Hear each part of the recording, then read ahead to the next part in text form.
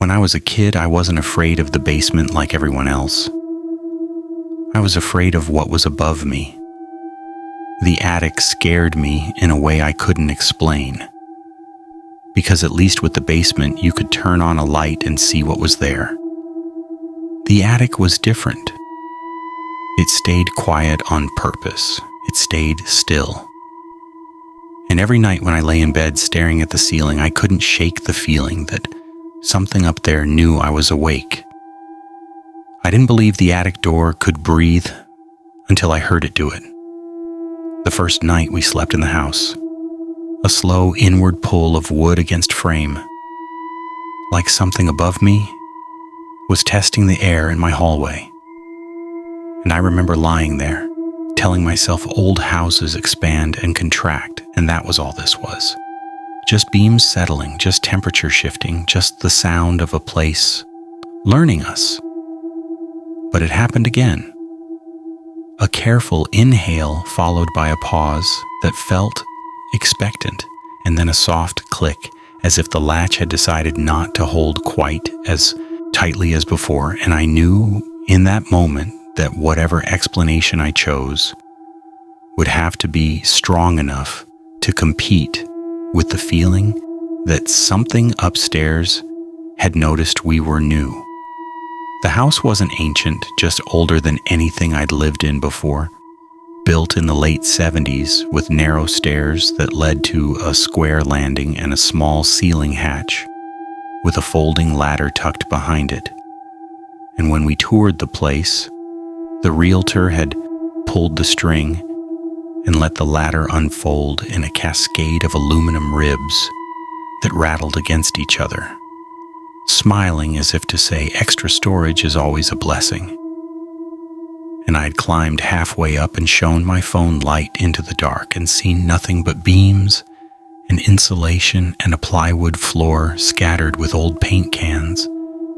And that should have been reassuring, but I remember thinking the air up there looked dense, like it had weight, like it had been sitting undisturbed for too long.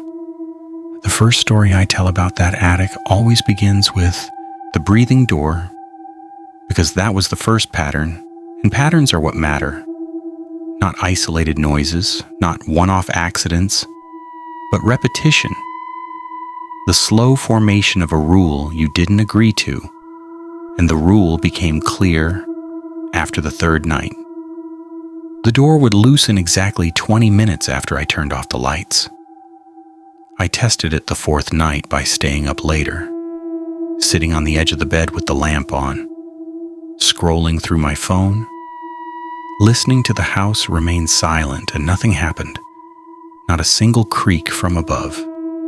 But the moment I clicked the lamp off and let the room settle into darkness, I started counting in my head, and at what I estimated was the 19-minute mark, the wood above the hallway gave that careful inhale again, followed by the same soft, deliberate click.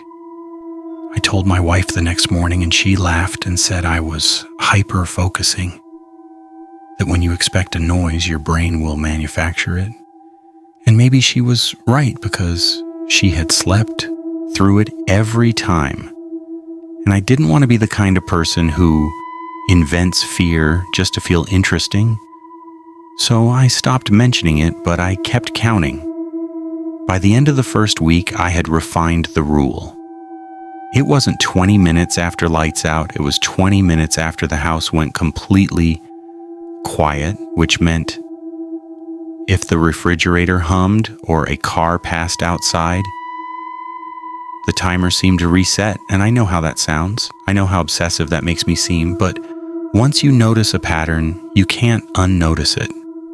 And I started structuring our evenings around it without telling her, turning off the television at different times, letting water run longer in the sink, just to see if the attic would respond. And it always did.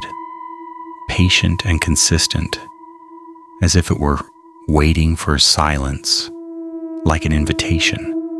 The second rule formed when I finally climbed up there alone during the day, because I needed to prove to myself there was nothing intelligent about plywood and insulation, and I pulled the string and let the ladder unfold, and the metal clanged louder than I remembered, echoing through the hallway. And I told myself if something had been moving up there, it would have made itself known by now, and I climbed, each step flexing slightly under my weight. And when my head rose above the hatch, I felt a temperature difference that didn't match the season, a coolness that wasn't air-conditioned but held, like shade that hadn't been touched in years. And the attic looked exactly as it had during the showing except for one thing. The paint cans were stacked now neatly 3 by 3 against the far beam. I was certain they had been scattered before, and I stood there trying to reconstruct my memory, telling myself the realtor might have tidied them after we left, that I could have misremembered the angles, that memory is unreliable under fluorescent lights. But when I stepped fully onto the plywood, I saw faint lines in the dust leading from the hatch to the cans and back again, narrow lines, parallel, like something had been dragged carefully across the floor. I knelt and touched one of the lines, and the dust came away clean beneath it. And that's when the second rule made itself known. Nothing up there left footprints, only trails. I looked for shoe prints, animal tracks, any indication of paws or heels, but there were none, just those precise twin lines, as if the thing that moved did so by sliding or pulling itself without lifting. I backed down the ladder slowly and closed the hatch and decided not to tell my wife about the lines, because once you say something out loud, it becomes shared, and I wasn't ready for it to belong to both of us. That night, I didn't wait for the breathing. I turned off the lights and stood in the hallway staring at the hatch. And when the 20 minutes passed and the wood inhaled and the latch clicked, I felt less surprised than acknowledged, like we had both agreed on the schedule now.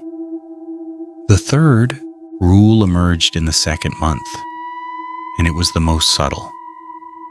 The attic only responded to me. I know that sounds self-centered, but I tested it carefully, switching sides of the bed, leaving the lamp on her side, even sleeping in the guest room once to see if the pattern followed me, and it did. The breathing door always aligning with wherever I chose to rest. While on the nights I traveled for work and she stayed home alone, she reported nothing unusual at all, just the normal hum of a house at night. I began to wonder if the attic had attached itself not to the structure, but to me. If the 20-minute rule was less about silence and more about my awareness of it.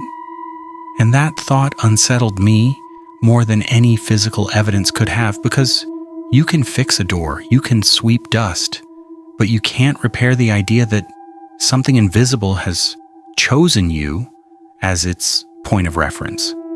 The first story ends the night I broke the rule intentionally, because I wanted to see what would happen if I refused to let the house go quiet, and I left every light on and played music softly from my phone, and let the refrigerator hum and the dishwasher run, layering sound over sound until the house felt artificial and awake. And I stayed like that for hours, pacing beneath the hatch, daring it to respond. But it remained still. No inhale, no click, nothing but the manufactured noise of appliances. And sometime near dawn, I sat down against the wall and must have dozed off, because I woke her to complete silence. The lights off. The appliances finished. The house in its natural state, and directly above me, the attic door gave one long, steady exhale. Not the quick inhale I'd grown used to, but a slow release of air that sounded almost disappointed, and then the ladder began to unfold on its own, one rung at a time, metal tapping against metal, descending toward me without hurry, and I did not look up. I don't know why.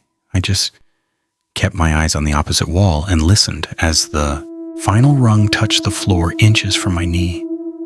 And I understood then that the rule had changed, that silence was no longer required. Only my refusal had been. And when I finally forced myself to stand and push the ladder back into the hatch, it resisted slightly, as if something above were holding the weight for a fraction of a second before letting go.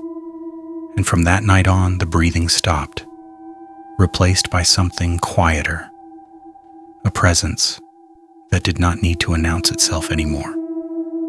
The second story begins with the boxes, because after the ladder incident, I convinced myself the only way to regain control was to claim the attic fully, to transform it from unknown space into organized storage. And I spent a Saturday carrying up sealed plastic bins, labeled with old apartment addresses and winter clothes and photo albums, arranging them in tidy rows where the paint cans had once been. And I swept the dust into a single pile near the hatch, erasing the twin trails as thoroughly as I could, and for a few days the house felt lighter, almost normal, like reclaiming territory had restored some balance. The first sign that it hadn't came when I went up to retrieve a photo album for my wife, and one of the bins had been rotated 90 degrees. Not moved far, just turned so that its label faced the opposite direction, and I tried to convince myself I had placed it that way absent-mindedly. But the labels were all aligned precisely because I am particular about that kind of thing, and the rotation was exact, as if someone had measured the angle. I rotated it back and left, deciding not to spiral over a single bin, but the next day 2 bins were rotated, and the day after that 3, forming a subtle, diagonal pattern across the floor. And that was when the new rule became apparent. The attic rearranged what I organized, but only slightly, only enough to make me question my memory. I began documenting the layout with photos on my phone, standing in the same spot near the hatch and capturing the rows from identical angles. And each evening I compared the latest image to the one before it, zooming in on corners and shadows. And at first the changes were almost imperceptible. A bin nudged an inch, a lid shifted just enough to reveal a sliver of darkness beneath. But as the days passed, the alterations grew more confident, the diagonal pattern becoming a curve, then a loose spiral that drew inward toward the center of the attic floor, leaving the perimeter empty. I didn't tell my wife because she had already started asking why I was spending so much time up there, and I didn't want to confirm her suspicion that the house was getting to me. But one evening she followed me up the ladder unexpectedly, her head appearing beside mine in the hatch, and I felt a jolt of panic that surprised me, as if she were intruding on a conversation that was not meant for her. She looked around at the bins and said it was impressive how organized it looked, that she was glad we were finally using the space properly, and I glanced at the spiral forming around us and realized she didn't see it. Not the pattern, not the curve, tightening toward where we stood. And when she pointed at a bin and asked if we could bring it down, I noticed that from her angle the rotation appeared random, meaningless, and that was when I understood the second story's core rule. The attic's changes only formed patterns when viewed from the hatch. Over the next week, I tested that theory by marking the floor with small pencil dots, visible only from above, and sure enough, the bins shifted along arcs that aligned perfectly with those dots when I stood at the hatch, but dissolved into chaos when viewed from anywhere else. and I began to feel as though the attic were designing something specifically for my perspective. A message legible only from the threshold between house and ceiling. One night I traced the spiral fully and realized it ended exactly beneath the center beam, and I had the unsettling thought that perhaps the bins were not being arranged around empty space, but around something I could not see, something occupying that center point consistently. And I crouched and placed my hand flat on the plywood there, half expecting to feel warmth or vibration. But there was only the steady coolness of wood. The following morning, the spiral was complete, the bins forming a perfect circle with a single gap facing the hatch like an open mouth. And in the center lay one of the old paint cans I'd moved weeks earlier, placed upright with its lid removed, though I was certain I'd never opened it. And when I stepped closer, I saw that it was empty, except for a thin layer of dust at the bottom, disturbed by two narrow parallel lines drawn straight through it. I did not touch the can. I did not rotate the bins back into rows. I simply climbed down and closed the hatch and decided that some spaces are not meant to be optimized. The third story begins after we stopped using the attic altogether, because avoidance feels powerful at first, like you're choosing not to engage, but it creates its own rule, and the rule became clear. The first night I dreamed of climbing the ladder, without remembering doing so, standing in the center of the spiral with the bins towering around me like silent witnesses, and in the dream I could not see the hatch above, only beams and darkness, and I understood that the attic had no ceiling in that version, only endless rafters extending upward. I woke in our bed with the taste of dust in my mouth and a soreness in my palms, as if I'd gripped something tightly. And I told myself, dreams borrow details from waking life all the time, that this was simply my mind processing stress. But when I passed the hallway, I noticed a faint smudge on the wall beneath the hatch. Two narrow parallel streaks running vertically down the paint, as if something had slid there briefly before correcting itself. I cleaned the streaks and tried not to look at the ceiling for the rest of the day, but that night the rule shifted again.